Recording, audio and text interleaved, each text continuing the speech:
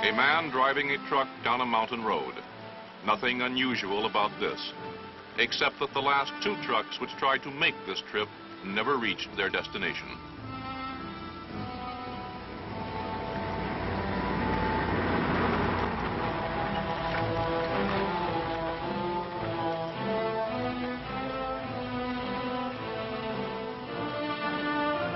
Behind the wheel of the truck is an American soldier, assigned to United States Army Special Forces operating in one of the most dangerous regions of Southeast Asia, the guerrilla-infested central highlands of Vietnam. He is here to assist, to advise, and to help a remarkable people who have been called upon to progress in a single decade from a peaceful, primitive life into the violent 20th century.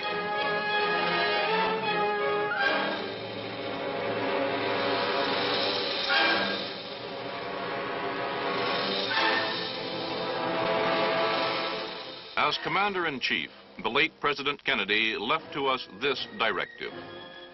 We need a greater ability to deal with guerrilla forces, insurrections, and subversion. We must be ready to deal with any size of force, including small, externally supported bands of men, and we must help train local forces to be equally effective. This is the story of what one group of Americans are doing today to carry forward that far-sighted policy.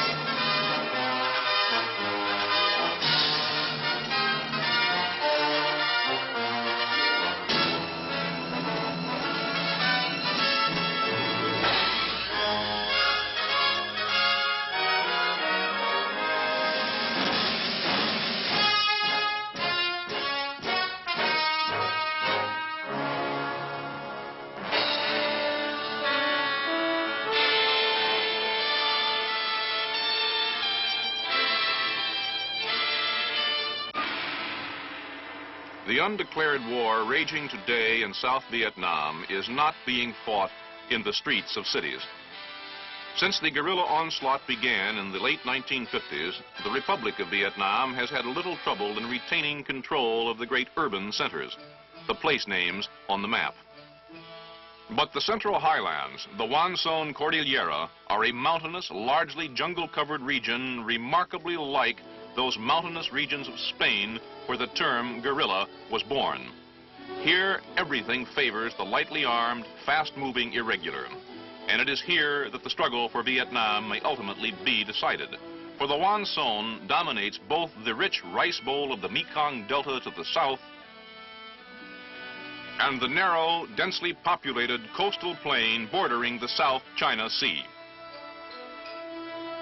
Into this remote, almost impenetrable region, the communists of North Vietnam have infiltrated a steady stream of agitators, terrorists, and professional guerrillas.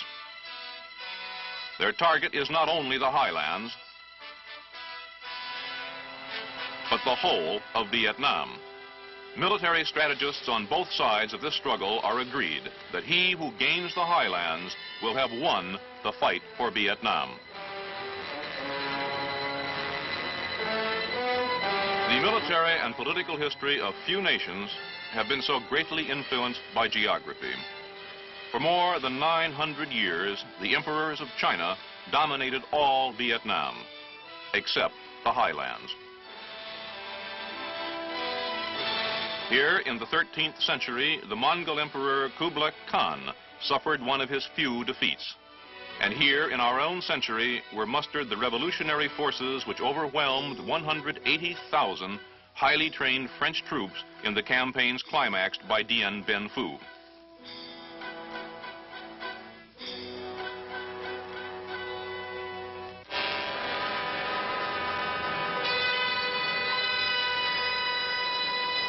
Villages of the highlands are inhabited by many races, each with a tradition and a way of life distinctly its own. Known to the outside world by the French term Montagnards, or mountain people, they are known to themselves by such tribal names as Rade and Mong, are vastly different from the light-skinned lowlanders whom the world knows as Vietnamese. Believed to be the original inhabitants of the region before the arrival of the Vietnamese more than 2,000 years ago, most of the Montagnards continue to live a Stone Age existence in the midst of the 20th century. Confined for centuries to the isolated areas of the plateaus, the Montagnards have little contact with the city dwellers of the lowlands, take little interest in the complexities of modern life. For most of them, Vietnamese is a foreign language.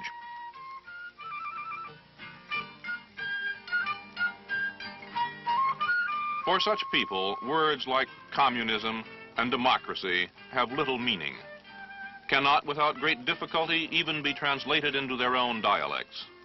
Here in the mountains, both Saigon and the communist capital of Hanoi seem equally remote and unimportant. Through these mountain villages for more than a decade have passed increasing numbers of communist guerrillas, befriending the villagers, rewarding those who cooperate, terrorizing those who resist. The guerrillas have converted much of the highlands into a secure staging area for their assaults on the roads and population centers of the lowlands below.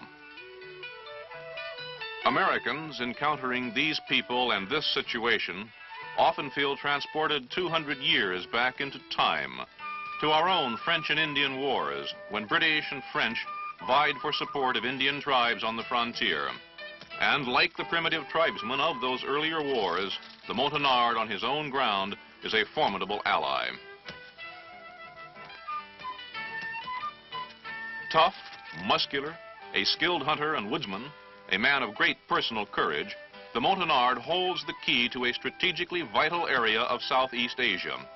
If he can be won to the government's cause and given the training and equipment to resist communist terrorism, the guerrillas' jungle sanctuary in the Vietnamese highlands will disappear. With this in mind, United States military advisors and the government of Vietnam early in the 1960s began a program to win the active allegiance of the Montagnards. Their primary objective was to seal off the hidden supply routes through the mountains from the communist north. Chosen to execute the plan were the anti-guerrilla experts of the U.S. Army Special Forces, accompanied by Vietnamese Special Forces, whom they themselves have trained, and through whom the bulk of their work in the village will be performed. Equipped with all the skills of the highly trained airborne infantryman, the Special Forces soldier brings with him a number of unique abilities designed to meet just such situations. Selected for linguistic aptitude and a talent for tact and diplomacy, Special Forces personnel are adept at winning friends, from the village chief down to the lowliest peasant.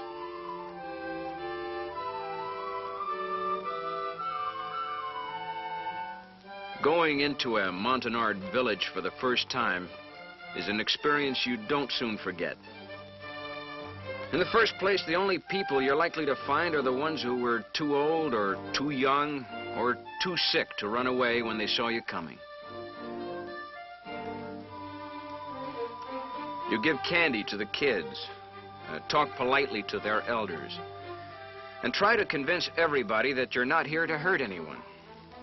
There's no way of knowing whether the men have run away because they're guerrillas themselves or because they believe guerrilla propaganda about the government troops and the terrible Yankees.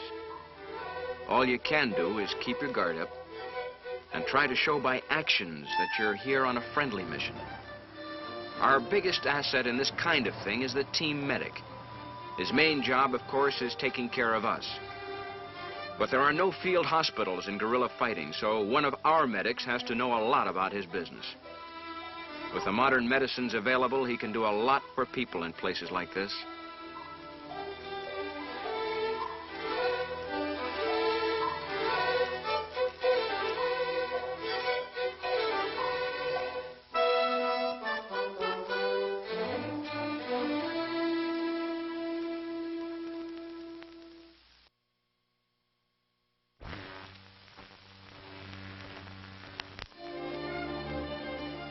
The odd thing is, when you first ask whether anybody's sick in the village, the first answer is usually no. So then you offer to examine anyone who thinks he might be sick. And in no time at all, you've got a waiting line. What gets you most are the kids. They say people don't miss what they've never had.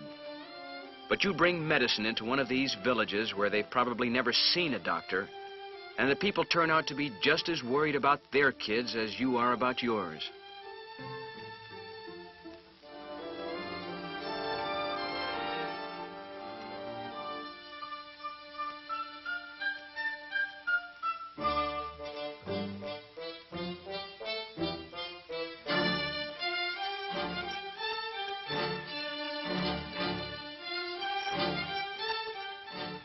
Pull an aching tooth or save a man's eyesight, and you've made a friend for life.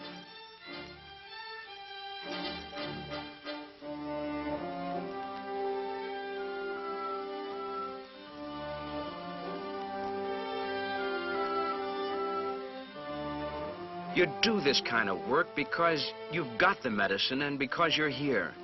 And God knows it needs to be done. In some of these villages, half the people have TB.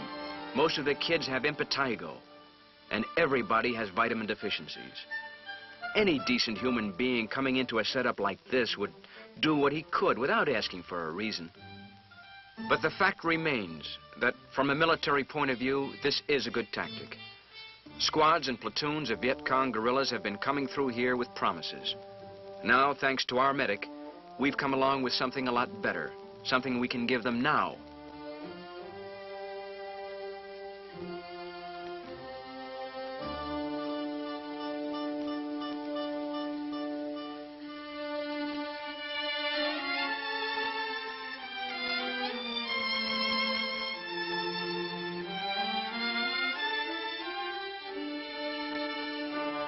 The village chief is impressed, but he is also a man on a tightrope. Unless his new friends can provide adequate protection, cooperation will lead to Viet Cong attacks, a devastated village, or his own assassination. The chief makes his decision. The young men are summoned back from the bush. They will train with the American and Vietnamese special forces. They will make a stand.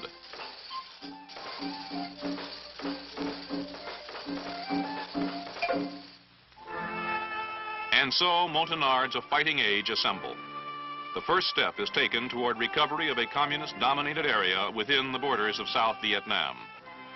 All this is taking place in what is, to all intents and purposes, enemy territory. Much will have to be accomplished before anyone here sleeps without a gun close to his pillow.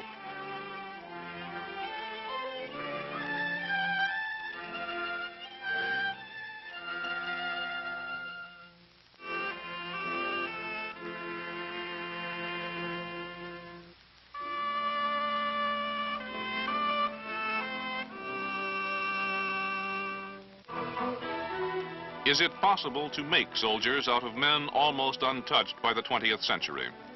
What kind of supplies do you issue to men who have never worn pants or shoes?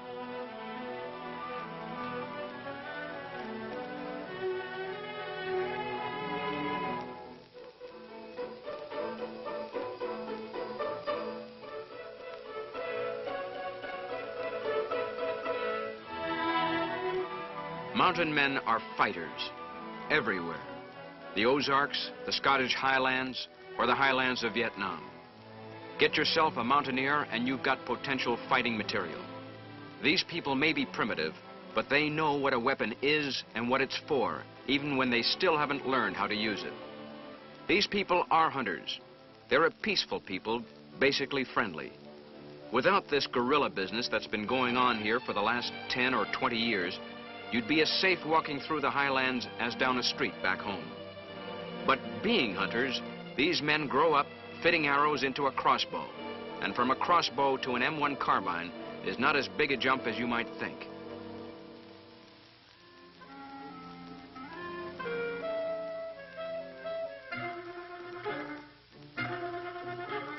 One thing mountain people aren't always so big on, though, is discipline and organization.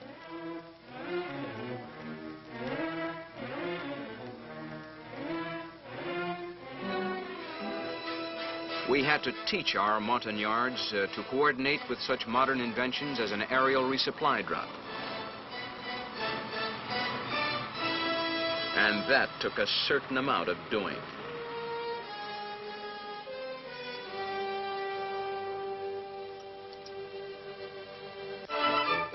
One of the Montagnard's great assets as a fighting man is the energy, the mileage he can get out of a single bowl of rice. Incidentally, this training program was by no means a one-way street. Our own food supplies were supposed to be obtained, as it said in the orders, through normal civilian channels. In practice, this meant a Special Forces sergeant, our weapons specialist to be exact, learning how to bargain with Vietnamese shopkeepers in the nearest town.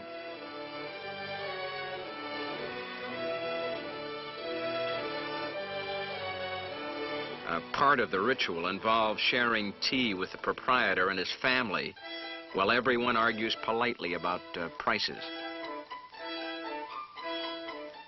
Our weapons specialist became an overnight authority on chickens, cabbages, and bacon on the hoof. Not to mention the purchase of 2,800 pounds of rice and miscellaneous other commodities.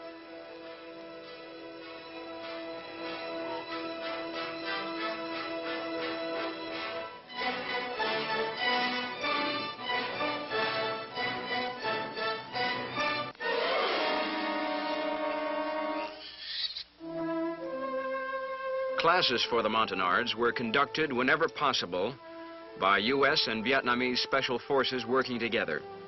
It was a complicated operation. The Vietnamese weren't much better off than we were. Most of the lecturers required 2 interpreters. There were Vietnamese who spoke English and a few Montagnards who spoke Vietnamese.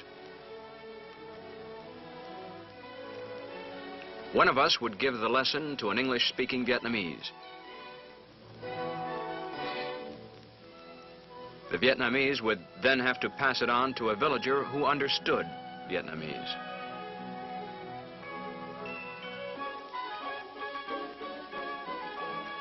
The native interpreter would then pass it along to the trainees.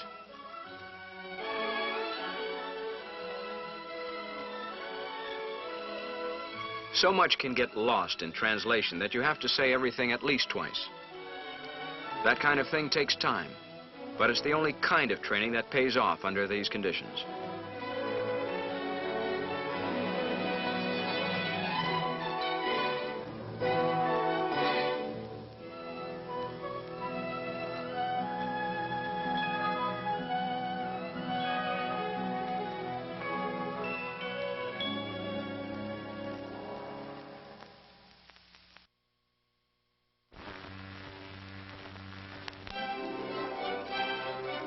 The students themselves were amazing. They took to modern firearms faster than most of us thought possible. These men came to us with almost none of the background you'd expect a trainee to have. Most of them couldn't read or write. Most of them couldn't even pass a draft board physical back in the States.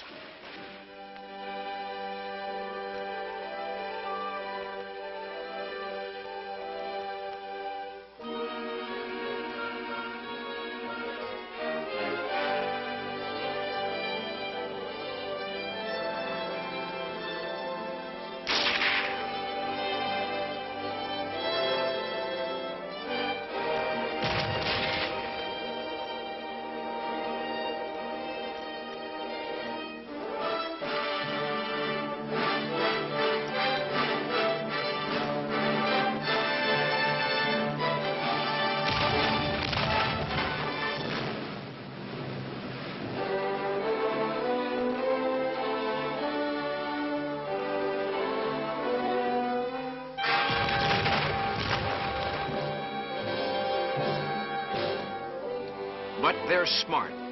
They've got guts, and they're anxious to learn. Most important, what they're learning how to defend is their own home, their own families. With that kind of motivation, you can overcome a lot of handicaps.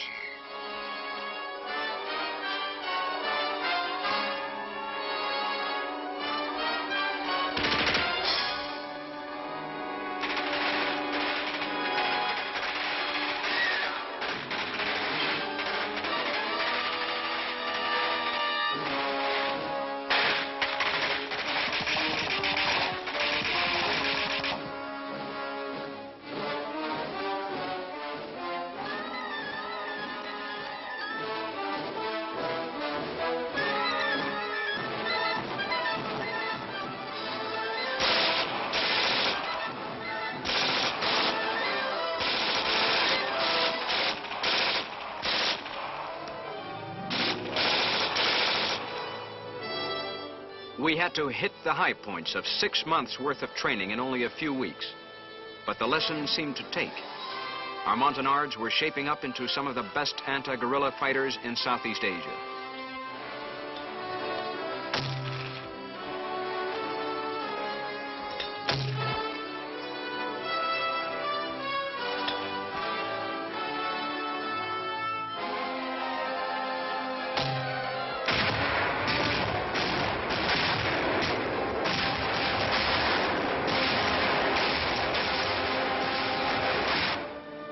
In a very few weeks, they progressed from simple hand weapons to the tricky business of demolition.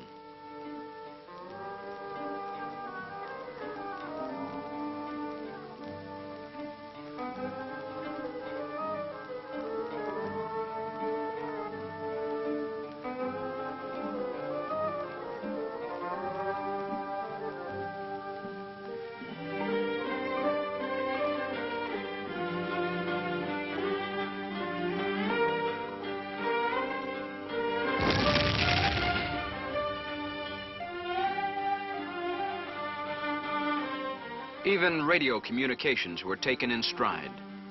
This was even more surprising and maybe more important. It meant that before we left, radios could be issued tying our friendly villages together in a sort of mutual protection association. Guerrilla bands moving in on an isolated village would touch off an automatic alarm throughout the network.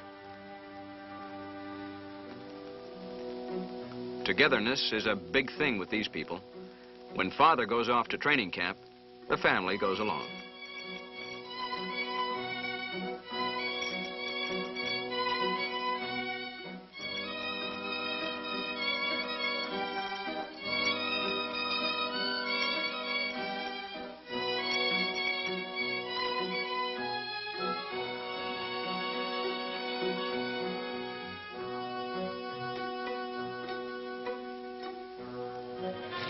But they still take to soldiering as fast as any group you're ever likely to see. Within a few weeks after seeing their first rifle, these characters were going through an infiltration course as rugged as anything they've got at Fort Bragg.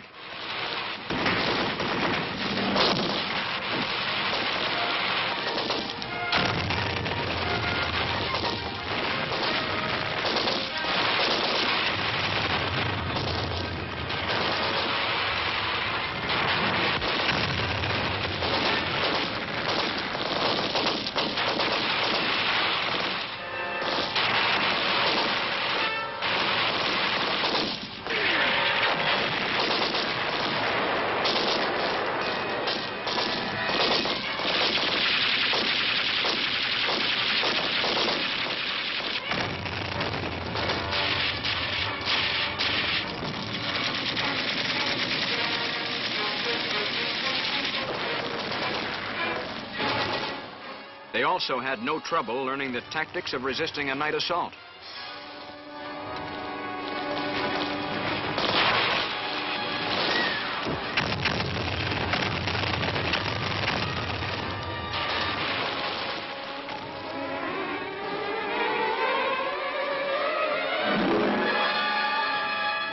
This burning arrow technique is designed to point out guerrilla positions to aircraft answering a radio call for help.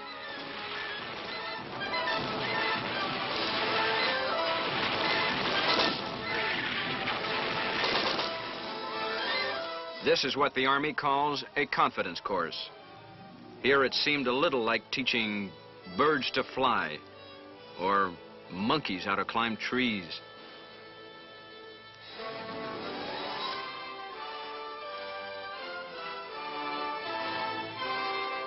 Convincing them of the importance of night patrols in the jungle was a little more difficult. Their inclination was to stay home and man the barricades. We had to persuade them that unless you attack and ambush the guerrilla on his own ground, he'll turn your village into a shooting gallery.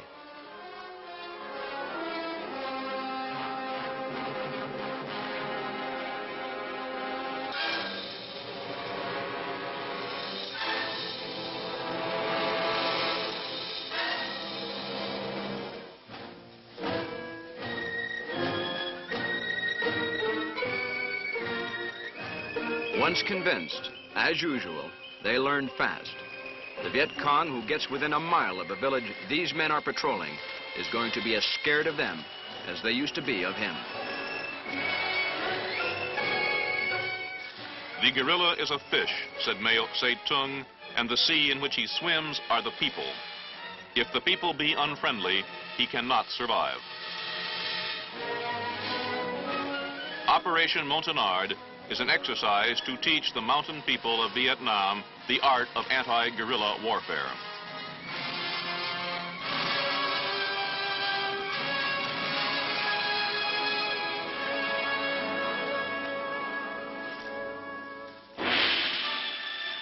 It also involves giving them a better understanding of the issues, of what the war of subversion raging in their country is really all about. Through no fault of their own, the future of these mountain people is inextricably bound up with the outcome of the struggle against communist expansion in Southeast Asia.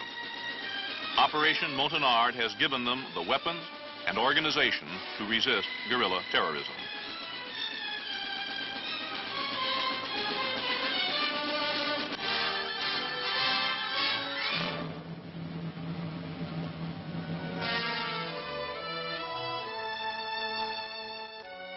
Contacts with U.S. and Vietnamese anti-guerrilla experts during the many weeks of training have also made fast friends where there was before only fear or indifference.